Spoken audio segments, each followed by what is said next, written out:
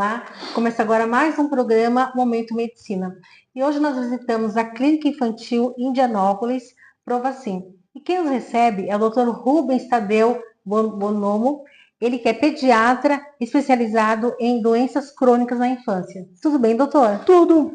É um prazer recebê-los aqui, né? Prazer é nosso, doutor. E uma pauta tão especial, hoje vamos falar sobre o bebê chiador. Bebê chiador. Exatamente, que é sua especialidade, não, doutor? Eu gosto do bebê chiador, né? E parabéns, doutor, pelo seu profissionalismo, um grande médico. É que são seus olhos. Obrigada. Doutor Rubens, o que é o bebê chiador? Bom, as crianças com até 2 anos de idade, consideradas de colo, elas são chamadas de lactentes, porque na alimentação predomina o leite, ou bebês. Então, lactentes ou bebê, ou criança de colo, que apresentam chiado no peito, são chamadas de bebê chiadores. Perfeito. Doutor, e quais são os principais sintomas?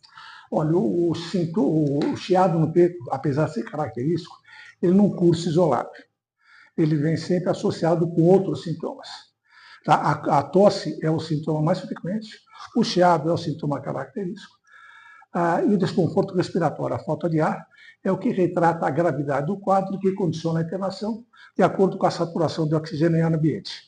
O ideal é manter a saturação em torno de 95%, saturação baixa interna, muito baixa vai para UTI, né? E às vezes tem febre. Esses são os sintomas do quadro do bebê chiador. Na realidade, não é do bebê chiador, porque a primeira crise com esses sintomas, o diagnóstico é bronquiolite. E a causa é a infecção, né? Segundo casuística norte-americana, Tucson, Arizona, não lembro a data que sou péssimo para isso, cerca de 35% das crianças norte-americanas, elas apresentam a primeira crise, uma crise de bronquiolite, né, de tosse, chiado, desconforto respiratório, às vezes por febre.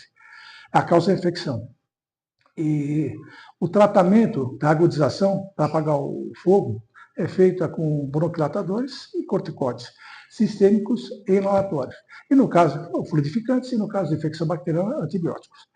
Segundo essa casuística, de 35 crianças que apresentam bronquiolite, 20, cerca de 60%, vão apresentar uma segunda crise de bronquiolite, e o tratamento é o mesmo. A causa é a infecção, pode ser vírus ou bactéria. Quando ocorre 3 crises em 2 meses, foi convencionado, ou quando você trata e não há uma resposta satisfatória, as evoluções são atípicas da bronquiolite, então a criança que até 2 anos chama-se bebê, é chamada de bebê chiador. Doutor, quais são as principais causas que levam às crises de chiado? Bom, as principais crises, a principal causa são as infecções virais. Né? Sim. Em nosso meio predomina, o nosso meio não, universal, o vírus respiratório, mas são outros vírus inseridos no protocolo de pesquisa. Ao todo são 22 vírus. Né? A influenza, que é da gripe, tem o adenovírus do resfriado, tem os coronavírus, né? Antes dos coronavírus emergentes da Covid, tem uma série. O problema é que, quando ocorre 3 crises em 2 meses, a gente fala por 3 crises em 2 meses, é muita infecção para ser só de vírus. Obviamente que as infecções virais, elas têm uma sazonalidade prevalente, né? Elas ocorrem mais no início do outono até o final do inverno, né? Então são 5 meses que ocorrem com mais frequência. Mas 3 infecções em 2 meses é um alerta para alguma coisa além da infecção viral que está acontecendo. E a bronquiolite, ela ocorre nos primeiros 2 anos, mas ela é mais frequente no segundo trimestre. Como toda infecção viral, quem já não teve uma gripe ou um resfriado? Sim. Os sintomas se pronunciam, são mais pronunciados nos primeiros 3, 5 dias. Depois a tendência é a diminuir ou evolver, melhorando em 5, 7 dias e curando em 10 até 12 dias. É o normal. Na bronquiolite, por ser infecção viral, não foge muitas regras. No entretanto, se tratando de lactentes, que nasceram com prematuridade, ou com problema cardíaco, ou pulmonar, que não foram amamentados com leite materno exclusivo, que frequentam ingressar logo a berçários, a tolerância é um pouquinho maior, até 15 dias. Está tratando melhor até 15 dias. Então, não são só as infecções que estão fazendo isso. Então, precisa alertar para outros fatores que possam estar existirem simultaneamente na infecção ou até isoladamente na infecção. Perfeito. Doutor, e como se dá o tratamento do bebê chiador? Putz, olha, só para você entender, além das infecções e da imunidade debilitada dos lactentes, existem outros fatores que se associam às infecções. Um deles é o refluxo gastroesofágico. Fala, o refluxo gastroesofágico, mas o que tem que ver o refluxo gastroesofágico com isso? É fácil entender. O nosso esôfago mede 30 centímetros. Tá? A criança, quando nasce, o esôfago dela mede 7. Com 2 anos, mede 10 a 12. Então, essas diferenças anatômicas justificam a criança ter mais refluxo que a gente. Isso somado ao fato da alimentação dela ser predominantemente láctea e fica mais tempo deitado. Então, os refluxos nas crianças são mais frequentes que nos adultos, não só pela diferença anatômica, mas também pelos hábitos.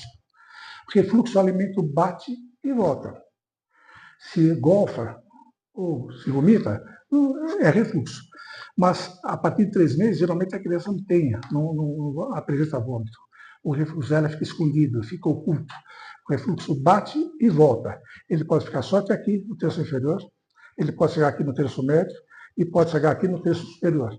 Quando chega aqui, ele borrifa. Ele pode pegar faringe, laringe. O problema não é o alimento, é o ácido que ele carrega do estômago. Sim. A acidez do estômago pode atingir a laringe e a faringe. Isso dá tosse. Muitas vezes a mãe leva a criança no pronto-socorro por causa da tosse. O plantonista examina, vê aqui que a garganta está inflamada e fala, bom, está vermelho, está com tosse, é infecção. Entre vírus e bactéria, uma dúvida de antibiótico. E o refluxo sai. Então, para tratar do bebê chiador, precisa ter conhecimento também da área de gastroenterologia. No que diz respeito ao bebê chiador, é frequente os bebês chiadores terem também alergia à proteína do leite de vaca. A alergia à proteína do leite de vaca ela pode se manifestar na pele, dermatite atópica. Nos casos corriqueiros, o pediatra trata. Mas nos casos refratários ao tratamento, ele caminha para o dermatologista. Então, precisa de um conhecimento também em dermatologia. A alergia à proteína de vaca pode dar sintoma gastrointestinal.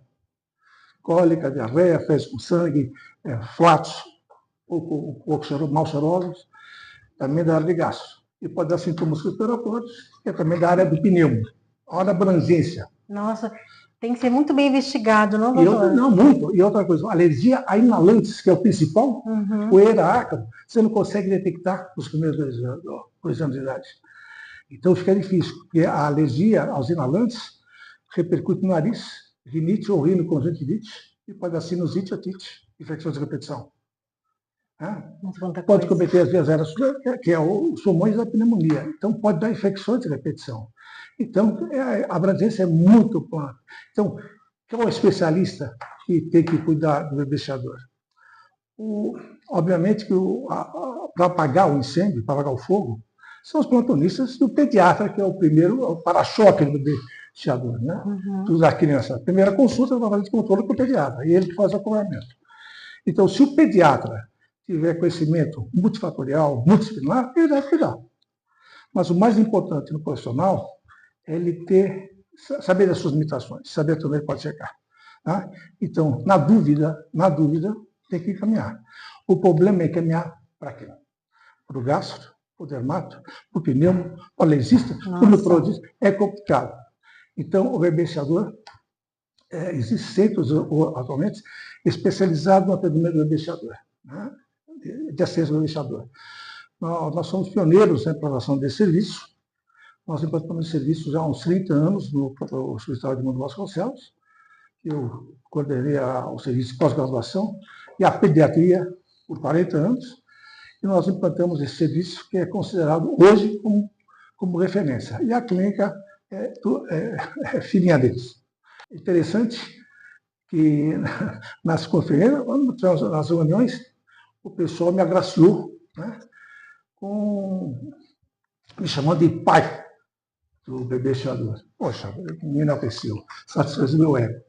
Há pouco nós fizemos uma reunião com meus ex-assistentes, com os ex-residentes do pós-graduação, e começaram, vô, tudo bom?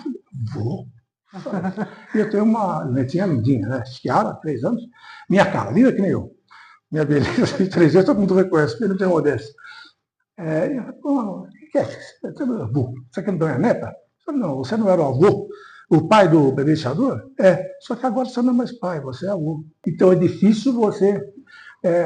Porque se o pediatra manda para o gastro, manda para o dermato, manda para o pneumo, manda para o alergista e manda para o nutricionista, você interagir isso.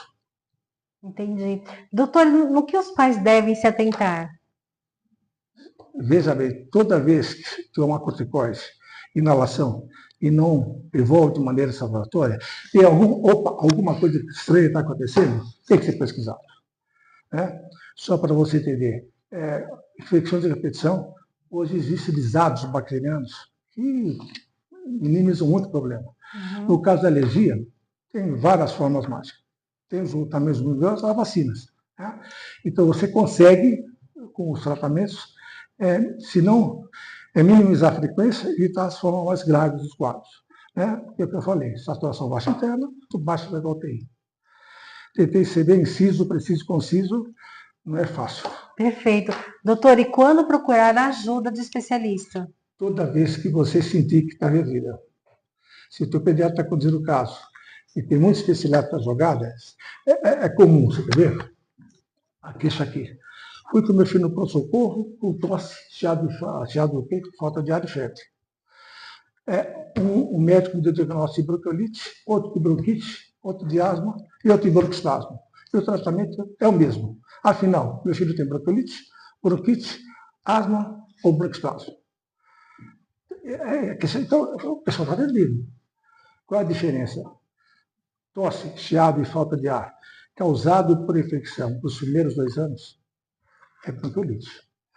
Tosse, chiado e falta de ar, causados depois de 2 anos, ao invés de bronquiolite, é bronquite. O pulmão está maior.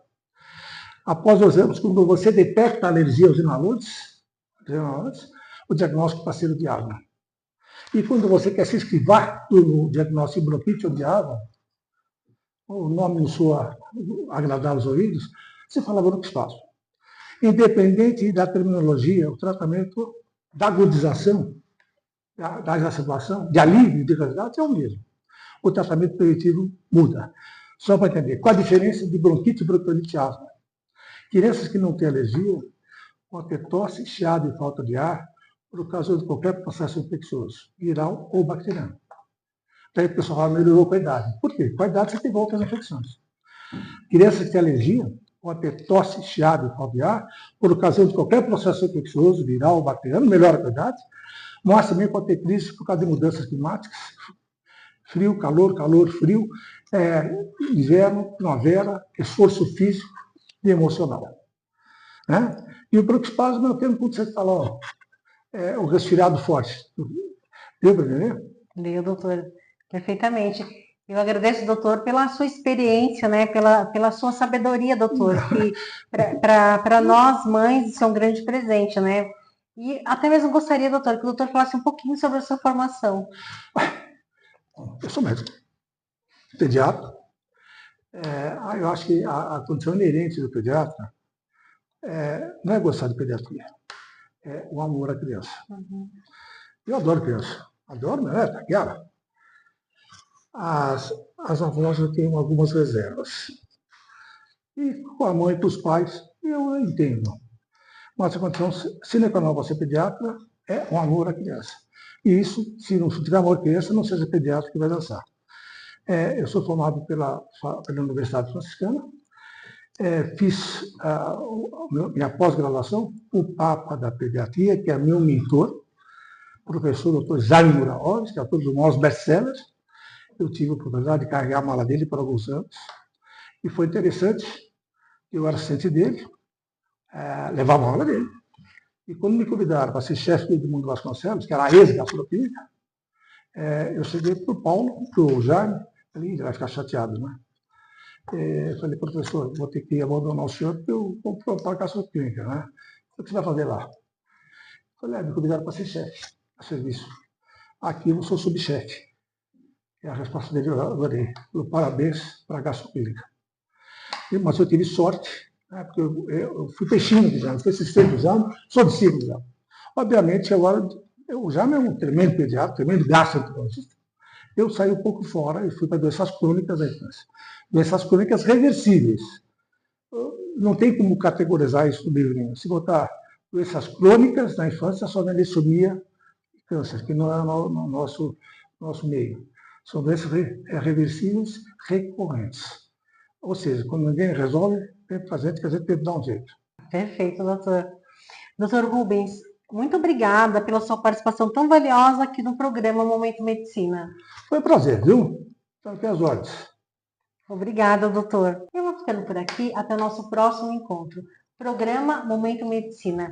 Aqui você encontra a informação com responsabilidade.